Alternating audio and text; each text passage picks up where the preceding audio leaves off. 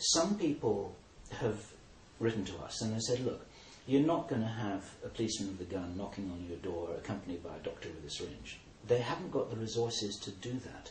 How actually could they enforce it if they wanted to? How could it happen? What would be the sanctions which they have? Well, the French government released or circulated to the heads of departments an internal document of 19 pages which outlined quite clearly their method.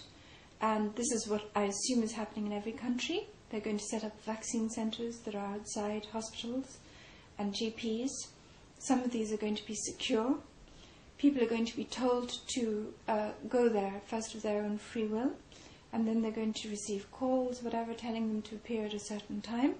Then those people who do not come are going to eventually be collected and forced to go there. Do the resources exist to actually do that? Because you're talking about transporting and enforcing and rounding up and making contact with hundreds of thousands of people, and possibly many more than that. Well, absolutely. If so many people refuse, it will be impossible. But if they are assuming that the vast majority of people will either go of their free will, or when they get the call from, say, a police authority telling them to appear, or the notification, they will go reluctantly, but they will still obey that call. And the number of people who will actually refuse to go and stay at home when they're informed it's a criminal offence not to go will be very small, and it will be a criminal offence not to go.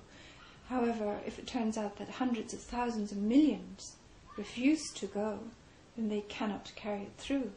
And that's why it's important for every single person to say no and not to go along with it.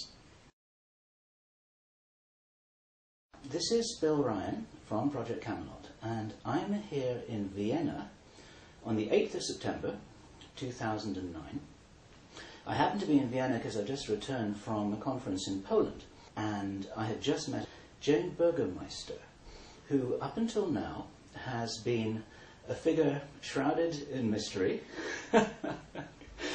And it's my great pleasure to introduce you visually to the world here by being the first person in the internet community to have made a trail to find out, and here I'm going to make a joke, whether you really exist or not, and I can demonstrate to everyone that you truly do. What, may I ask, Jane, was your response when you realised that you had an opportunity to basically to give a message to the world on camera, which is what I want to support you in being able to do? Well, thank you, Bill, for, as I say, taking the trouble to come all the way here. And it's a bit off the beaten track here in Vienna. It is, however, a significant place, as it turns out. It is the place where Baxter contaminated 72 kilos of vaccine material with the live bird flu, and so nearly triggered a global pandemic just a few months ago in February. This attempt to trigger a pandemic failed because of the alertness of people in the Czech Republic who detected it in a laboratory in biotest. However, it has now turned out that Baxter still has at least a large amount of that 72 kilos of bird flu, and we're coming to a point where we have only perhaps a few weeks until the government here in Austria and other governments around the world intend to start injecting people with so-called swine flu vaccine material, which we have every reason to fear is going to be a big hazard to our health and has been designed to be a hazard to our health, even if it isn't contaminated with the live bird flu virus, as it might well be. So my message that I want to give to people, if I can give any message, is that time is running short, that we all of us now have to recognize the scale of the threat and danger to us individually and collectively, and we need to take steps and organize to stop this mass vaccination program as soon as possible.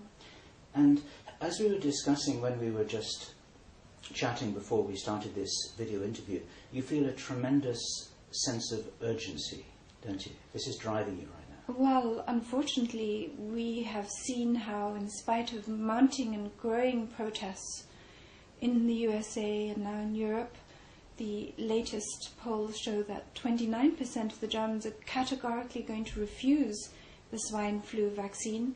In spite of all that, the governments are pressing ahead relentlessly. WHO is pushing with tremendous determination this unwanted, unnecessary and dangerous program on us, and it's coming in just a few weeks.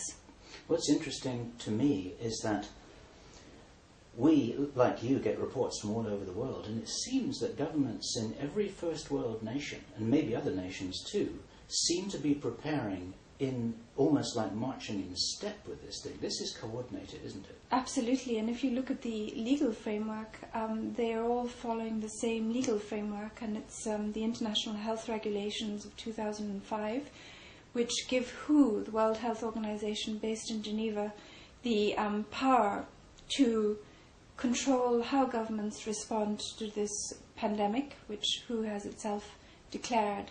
And every country has a more or less identical pandemic plan, which hands power over to the World Health Organization, which allows the World Health Organization to take over the police and the health forces. And every country will set up a crisis committee, which will determine, what vaccine centers are established, what groups are going to be targeted for vaccination, and so on. And that is the reason why it's so coordinated and synchronized, because there is a single body behind it, and this is the World Health Organization, the UN, and the people who back that, the banking cartel and family dynasty, the Rockefellers and the Rothschilds. Now, let's just back up a moment here, and for those people watching this video who don't know who you are and why we should be talking here in Vienna, can you just give a little bit of your background? The things that you shared with me personally, for instance, I didn't even know that you were at university in Edinburgh, how long you've been in Vienna, what you're doing here, and just a little bit of a bio. How did you get to this place? Sometimes you must wake up in the morning asking yourself the same question. How did you get here? Well, my dad is Austrian and my mother is from Ireland, and I was born in Switzerland. And I went to Edinburgh University, where I did English literature and language and a bit of philosophy and so on. And I came to Austria in the year 2000, and I started working here as a medical journal for or as an editor for a medical journal specializing in diabetes. And I quit that of my own free will and started writing for medical